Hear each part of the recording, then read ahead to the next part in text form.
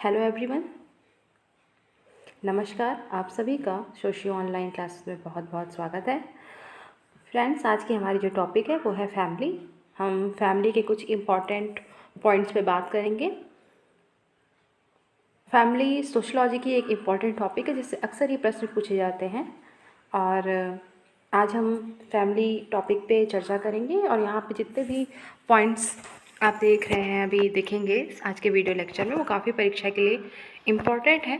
तो आप पूरा वीडियो लेक्चर शुरू से अंत तक देखिएगा और इसे नोट ज़रूर करिएगा अपनी कॉपी में। तो शुरू करते हैं। फैमिली के बारे में पहला जो महत्वपूर्ण कथन आता है कि परिवार समाजशास्त्र विषय की अध्ययन इकाई है।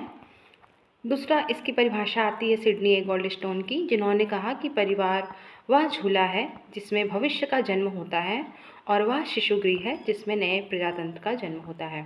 तो सिडनी गोल्डस्टोन की ये डेफिनेशन महत्वपूर्ण है। इन्होंने परिवार को एक झूला की तरह बताया जिसमें कहते हैं कि भविष्य का जन्म होता है। फिर आता है चार्ल्स कूले, जो कि बहुत ही महत्वपूर्ण परिभाषा दी हुई है चार्ल्स कूले साहब ने, और ये परीक्षा में आ चुकी है ये परिभाषा। चार्ल्स कूले कहते हैं कि परिवार की मानव जीवन की पोशिका है। परिवार को, यहाँ पे क्या होगा, परिवार को ये मानव जीवन की पोशिका मानते हैं। फ्रेंड्स, इसको आप लिखते चलिएगा। अगर आपके बुक में बहुत सारी परिभाषाएं मिल जाती हैं तो ठीक है, नहीं तो अगर जो आपके लिए नहीं आई यहाँ पे परिभाषा उसको लिख लीजिएगा। और ये जो चार्ल्स कूले की डेफिनेशन है ये परीक्षा में पहले भी पूछी जा चुकी है, तो इसलिए थोड़ा महत्वपूर्ण ये हो जाती है यहाँ पे। फिर आगे चलते हैं। अब कॉम्ट की परिभाषा आती है। कॉम्ट की और कूले की परिभाषा थोड़ी मिलती जुलती सी है, लेकिन हम इसको अलग अलग तरीके से देखेंगे। जैसे कि वो कूले जो है वो जीवन की पोशिका मानते हैं परिवार को, जबकि कॉम्ट जो है अगस्त कॉम्ट वो परिवार को समाज की इकाई या कोशिका कहते हैं। यह भी महत्वपूर्ण परिभाषा है। फिर फ्रेंड्स, आगे हम लोग देखते हैं मेलिनोस्की जी की परिभाषा। मेलिनोस्की जो है वो अपनी परिभाषा sex represent in save us society में देते हैं। Sex represent in save us society इनकी एक बहुत ही महत्वपूर्ण पुस्तक है और कई बार परीक्षा में पूछी जा चुकी है। तो आप इस पुस्तक को ध्यान में रखिएगा क्योंकि ये प्रश्न परीक्षा में आ सकता है कि यह पुस्तक किसकी है। वह पुस्तक मेलिनोस्की की है। फिर आते हैं हम इनकी परिभाषा पे जो इन्होंने दी है। इसमें ये कहते हैं कि परिवार एक ऐसा समूह है जिसे मनुष्य पशु अवस्था से अपने साथ लाया है। बहुत ही महत्वपूर्ण परिभाषा मेलिनोस्की जी की। इसमें इन्होंने बताया कि परिवार एक ऐसा समूह है जिसे मनुष्य पशु अवस्था से अपने साथ लाया है। फिर आगे बढ़ते हैं इसी क्रम में। अब एल्मर आते हैं। एल्मर अपनी पुस्तक सोशियोलॉजी ऑफ फैमिली में लिखते हैं सबसे प्रथम महत्वपूर्ण चीज़ की सोशियोलॉजी ऑफ फैमिली, ये एल्मर साहब की पुस्तक है। बहुत ही महत्वपूर्ण पुस्तक, परीक्षा में आ चुका है। और इसमें यह लिखते हैं कि फैमिली शब्द का उद्गम लैटिन शब्द के फैमिलस से हुआ है, जो एक समूह के लिए प्रयुक्त हुआ है जिसमें माता पिता, बच्चे, नौकर और दास आते हैं। तो सबसे पहला चीज़ की इनकी जो पुस्तक है सोशियोलॉजी ऑफ फैमिली एल्मर साहब की। फिर इसी पुस्तक में इन्होंने फैमिली शब्द का उद्गम लैटिन शब्द के फैमिलस से बताया है। तो ये प्रश्न यहाँ बन सकता है कि फैमिली शब्द की उत्पत्ति कहाँ से हुई है, तो ये लैटिन शब्द के फैमिलस से हुई है। फिर इसकी परिभाषा आप देख सकते हो। फिर आ जाते हैं हम डनलप महोदय। डनलप महोदय कहते हैं कि परिवार की कोई एक वस्तु सार्वभौमिक परिभाषा नहीं दी जा सकती। परिवार एक आर्बिट्री है। ये प्रश्न आ चुका है कि किसने परिवार को आर्बिट्री कहा है, तो आर्बिट्री का शब्द का प्रयोग डनलप महोदय परिवार के लिए करते हैं। फिर आगे मैकाइवर और पेज जो है वो परिभाषित करते हैं परिवार को। परिवार ये कहते हैं मैकाइवर और पेज, इनकी पुस्तक सोसाइटी है, महत्वपूर्ण बुक इनकी। आपको पता भी होगा फ्रेंड्स, काफ़ी लोगों को पता होगा, कई बार परीक्षा में पूछी जा चुकी है। और शुरू से इनकी पुस्तक को हम लोग देखते आते हैं कि मैकाइवर और पेज की जो पुस्तक सोसाइटी है। मैकाइवर और पेज कहते हैं कि परिवार निश्चित यौन संबंध द्वारा परिभाषित एक ऐसा समूह है जो बच्चों के जनन और लालन पालन की व्यवस्था करता है। इसी क्रम में आगे बढ़ते हुए मैकाइवर और पेज परिवार के 3 फंक्शंस को, 3 प्रकारों को बताते हैं जो कि बहुत ही इंपॉर्टेंट हैं। सबसे पहले आता है कि इन्होंने परिवार के कितने प्रकारों को बताएं मैकाइवर पेज ने, तो इन्होंने 3 प्रकार बताया। यौन उद्देश्य प्रकार, प्रजनन संबंधी प्रकार, पालन पोषण संबंधी प्रकार या आर्थिक प्रकार। फिर लूसी मेयर की बात की जाए तो लूसी मेयर कहते हैं कि परिवार एक गृहस्थ समूह है जिसमें माता पिता संतान साथ साथ रहते हैं। इसके मूल में दंपत्ति और उसकी संतान रहती है। तो लूसी मेयर की परिभाषा आप देख सकते हैं। इन्होंने कहा परिवार एक गृहस्थ समूह है। फिर इसी क्रम में किंग्सले डेविस जो आते हैं, किंग्सले डेविस ने परिवार को कहा है, परिवार के बारे में कहा है कि परिवार ऐसे व्यक्तियों का समूह है जिसमें संगोत्रता के संबंध होते हैं। इन्होंने परिवार को ऐसे व्यक्तियों का समूह बताया जिसमें कहते हैं इसमें संगोत्रता के संबंध पाए जाते हैं, संगोत्रता के संबंध होते हैं। फिर बर्गस और लॉक, इनकी पुस्तक है द फैमिली जो कि 1945 में पब्लिश हुई थी। इनमें कहते हैं कि परिवार व्यक्तियों के उस समूह का नाम है जिसमें वे विवाह, रक्त संबंध या दत्तक संबंध से संबंधित होकर एक गृहस्थी का निर्माण करते हैं एवं एक दूसरे पर स्त्री पुरुष, माता पिता, पुत्र पुत्री, भाई बहन आदि के रूप में प्रभाव डालते हैं, वो अंतरक्रिया करते हैं। तो ये बर्गस एंड लॉक की परिभाषा है। फिर एलियट और मैरिल, इनकी पुस्तक है सोशल डिसऑर्गेनाइजेशन। इसमें इन्होंने परिवार के बारे में कहा है कि परिवार पति पत्नी और बच्चों से निर्मित एक जैविक सामाजिक इकाई है। एलियट और मैरिल परिवार को एक जैविक सामाजिक इकाई के रूप में देखते हैं। ये सारे टर्म्स बहुत ही इंपॉर्टेंट है। प्रश्न कहाँ से आ जाएगा, कौन सा यहाँ पे लाइन महत्वपूर्ण है, हम पढ़े रहेंगे तभी परीक्षा के समय हम उसको सॉल्व कर पाते हैं, क्योंकि कहीं से भी एग्जामिनर क्या है वो कहीं से प्रश्न दे देता है, उसने सिलेबस हमें पता होता है, तो हमें चाहिए होता है कि सिलेबस का A to Z जितने भी चीज़ें हैं उसको कवर करने की कोशिश की जाए, जिससे हम अच्छा स्कोर कर सकें परीक्षा में अपने। फिर आते हैं फ्रेंड्स क्लेयर की डेफिनेशन पे। क्लेयर के अनुसार परिवार से हम संबंधों की वह व्यवस्था समझते हैं जो माता पिता और उनकी संतानों के बीच पाया जाता है। इसी क्रम में फ्रेंड्स हम विजन्स और विजन्स की बात करेंगे, जिनकी बहुत ही प्रसिद्ध पुस्तक है मॉडर्न सोसाइटी। कई बार परीक्षा में पूछा कि मॉडर्न सोसाइटी किसकी पुस्तक है, तो विजन्स और विजन्स की। इसमें कहते हैं कि परिवार की परिभाषा के बारे में, परिवार की एक ये विजन्स कहते हैं कि परिवार की परिभाषा एक दृष्टिकोण से की जा सकती है कि एक स्त्री, बच्चे सहित तथा एक पुरुष उनकी देखरेख हेतु। तो ये सारी डेफिनेशन जो आपने देखी ये बहुत ही महत्वपूर्ण है। फिर अरस्तु ने इसी क्रम में लिखा है कि समुदाय परिवारों का ही योग है। इन्होंने लिखा कि जो समुदाय होते हैं वो परिवारों के ही योग है। फिर मैकाइवर और पेज ने अपनी पुस्तक सोसाइटी में परिवार की 8 विशेषताएं बताई हैं, जो आप सामने देख सकते हैं स्क्रीन पे। पहला है सार्वभौमिकता, दूसरा भावात्मक आधार, तीसरा सृजनात्मक प्रभाव, चौथा सीमित आकार, पांचवा सामाजिक संरचना केंद्रीय स्थिति, सदस्यों का उत्तरदायित्व, फिर सातवां है सामाजिक नियंत्रण, और फिर आठवां है परिवार की अस्थायी और स्थायी प्रकृति। तो क्वेश्चन बन सकता है कि मैकाइवर और पेज ने परिवार की कितने विशेषताओं की चर्चा की है। तो फ्रेंड्स इन्होंने 8 प्रकार के विशेषताओं की चर्चा की है और ये आप 8 प्रकार सामने स्क्रीन पे देख सकते हो। अब फ्रेंड्स हम बात करेंगे परिवार के जो सिद्धांत दिए गए हैं, ये बहुत ही महत्वपूर्ण है, अक्सर आ जाता है प्रश्न परीक्षा में। तो यहाँ पे सबसे पहले सिद्धांत की बात करेंगे यौन साम्यवाद का सिद्धांत, जो कि मॉर्गन, फ्रेजर और ब्रीफाल्ट ने दिया है। यौन साम्यवाद के सिद्धांत की प्रथम क्रम में बात करें तो मॉर्गन का नाम आता है, फिर फ्रेजर और ब्रीफाल्ट। फिर पितृसत्तात्मक या शास्त्रीय सिद्धांत की बात करें तो प्लेटो, अरस्तु और हेनरी मैन का नाम आता है। और फिर हेनरी मैन ने 1861 में एंशिएंट लॉ इनकी एक बुक थी जिसमें इन्होंने परिवार की उत्पत्ति पुरुषों की सत्ता से हुई, ऐसा इनका कहना था। हेनरी मैन 1861 में एंशिएंट लॉ, ये बहुत ही महत्वपूर्ण पुस्तक है हेनरी मैन की, जो कि 1861 में पब्लिश हुई थी, जिसमें इन्होंने इसको एक वैज्ञानिक स्वरूप प्रदान करते हुए कहा था कि परिवार की उत्पत्ति पुरुषों की सत्ता से हुई है। तो आप ध्यान रखिएगा बुक का नाम भी और इसका पब्लिश ईयर भी कभी कोई पूछ लेता है कि पब्लिश कब हुई थी। प्लस पितृसत्तात्मक और शास्त्रीय सिद्धांत में हेनरी मैन का नाम आता है। आप देख सकते हो यहाँ पे प्लेटो और अरस्तु के बाद यहाँ पे हेनरी मैन का नाम लिखा हुआ है। फिर तीसरी सिद्धांत की बात करें मातृसत्तात्मक सिद्धांत, तो उसमें ब्रीफाल्ट है, बेकरफेन है, टायलर है। तो ब्रीफाल्ट की बहुत ही महत्वपूर्ण पुस्तक हमें देखने को मिलती है, द मदर्स। कई बार नेट के एग्जाम में पूछा है इस पुस्तक को, तो आप इसको ध्यान रखिएगा कि मातृसत्तात्मक सिद्धांत में ब्रीफाल्ट, फिर बेकरफेन, फिर टायलर का नाम आता है। ये सभी जो है वो मातृसत्तात्मक सिद्धांत को मानते हैं। और द ब्रीफाल्ड की जो पुस्तक है वो द मदर्स है।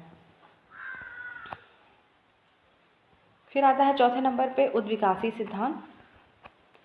इस सिद्धांत को सबसे पहले बेकाफेन ने अपनी पुस्तक myth, religion and mother right 1861 में दिया और इसकी पुष्टि मार्गन ने की। तो फ्रेंड्स, ये जो बुक है myth, religion and mother rights, जो कि 1861 में पब्लिश हुई थी, ये बुक भी इम्पॉर्टेंट है, बेकाफेन की पुस्तक है ये, इसको भी ध्यान रखिएगा। और विकासी सिद्धांत को बेकाफेन ने ही दिया, इसको भी ध्यान रखना है, जिसकी पुष्टि मार्गन करते हैं।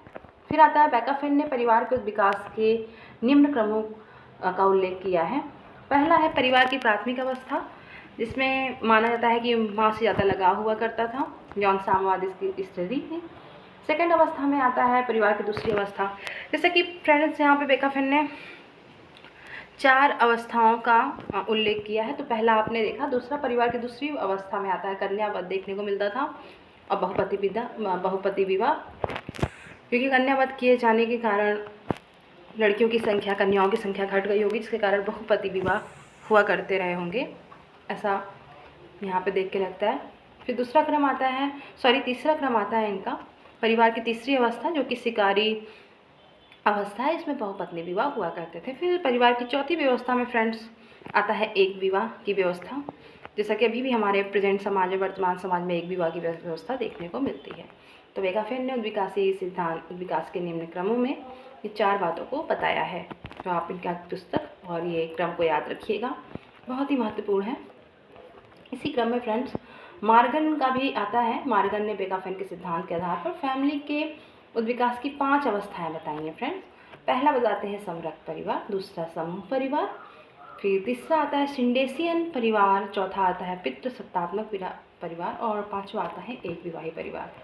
ये बहुत ही महत्वपूर्ण है, ये अक्सर परीक्षा में आता है और आपने देखा भी होगा क्वेश्चन पेपर में किस तरह के क्वेश्चन आते रहते हैं। तो हमें टर्म्स पता होना चाहिए, किसने दिया, कौन कौन से कितनी अवस्थाएं बताई, सारी चीज़ें फैमिली से जो रिलेटेड है।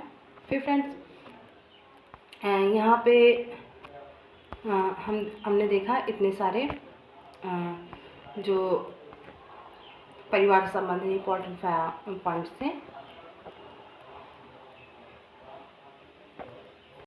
अगर हम एक विवाही सिद्धांत की बात करें तो यह वेस्टरमार्क ने अपनी पुस्तक में दिया था, हिस्ट्री ऑफ ह्यूमन मैरिज में एक विवाह सिद्धांत की बात की थी।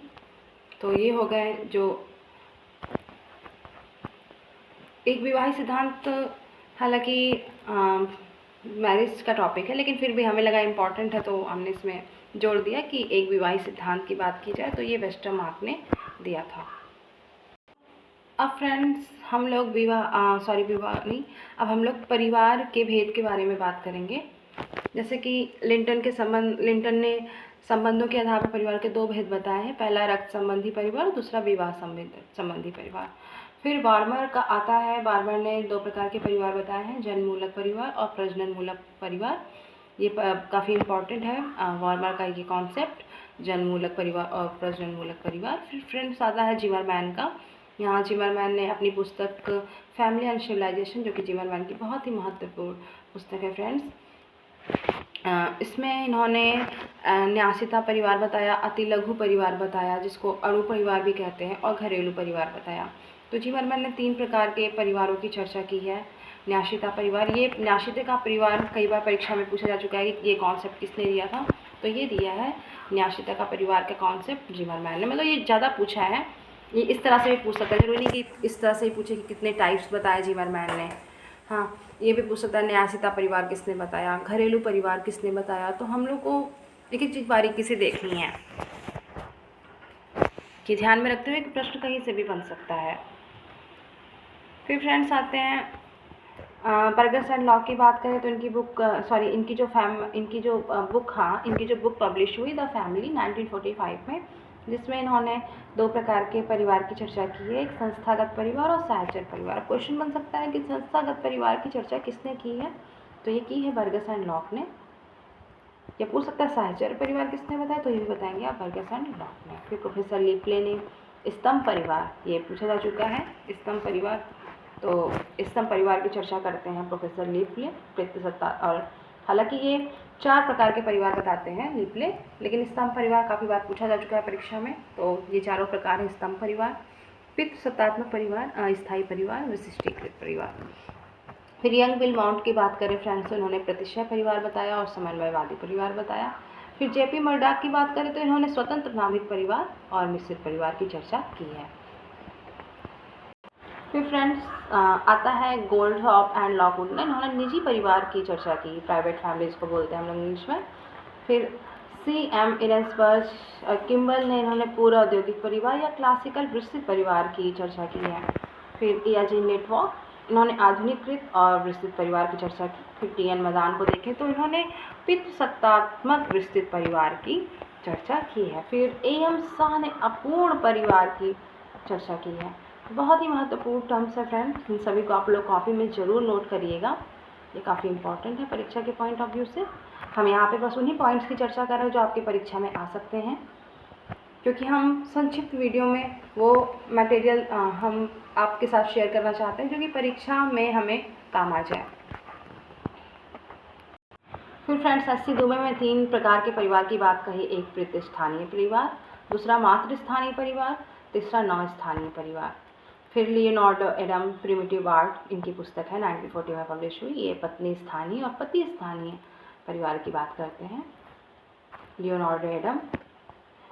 फिर हम आएंगे एडी रॉस, इन्होंने इनकी बुक है Hindu family joining family in urban settling, इन्होंने बेंगलोर के नगरीय क्षेत्रों का स्टडी किया और वहाँ पे इन्होंने उच्च मध्यम वर्गीय परिवार की स्टडी की और 4 प्रकार के परिवार बताया अपनी स्टडी के आधार पर।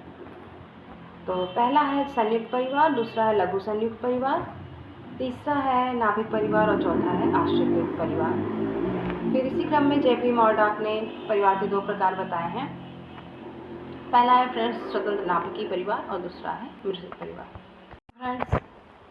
फ्रेंड्स ये हमारा आज का वीडियो लेक्चर यहीं पे समाप्त होता है। हम अगला वीडियो लेक्चर कोशिश करेंगे जल्दी लाने की, और आप लोग अच्छे से फ्रेंड्स तैयारी करिए। बहुत सारी वैकेंसी आई हुई है, असिस्टेंट प्रोफेसर की है, पीजीटी की आने वाली है, और आपका राजस्थान असिस्टेंट प्रोफेसर का जो फॉर्म है आपने भर ही दिया होगा। तो आप लोग अच्छे से पढ़ते रहिए और भी जो आपके पास नोट्स हैं उसको रिवीजन करते रहिए, क्योंकि रिवीजन करने से ही हमारा याद किया हुआ हमेशा बना रहता है। तो बाकी मेरी कोशिश रही है कि आपको इम्पॉर्टेंट जो भी यहाँ पे फैक्ट्स हैं आपको हमने देने की कोशिश की है। आशा करते हैं आपको अच्छा लगा होगा। और फ्रेंड्स आपके कोई कमेंट्स या कोई सजेशंस हों तो वो ज़रूर शेयर करें कमेंट बॉक्स में। और आप सभी को अगर मेरा वीडियो लेक्चर अच्छा लगा हो, महत्वपूर्ण लगा हो, तो लाइक करें, शेयर करें। और अगली अपडेट्स के लिए, अगले वीडियो लेक्चर के अपडेट्स के लिए फ्रेंड्स आप लोग मेरे चैनल को सब्सक्राइब करना ना भूलें, सब्सक्राइब कर लें। और फ्रेंड्स आप लोग को उस वीडियो चैनल के लेक्चर को देखने के लिए आप सभी का बहुत बहुत धन्यवाद। फ्रेंड्स आप सभी का दिन शुभ हो।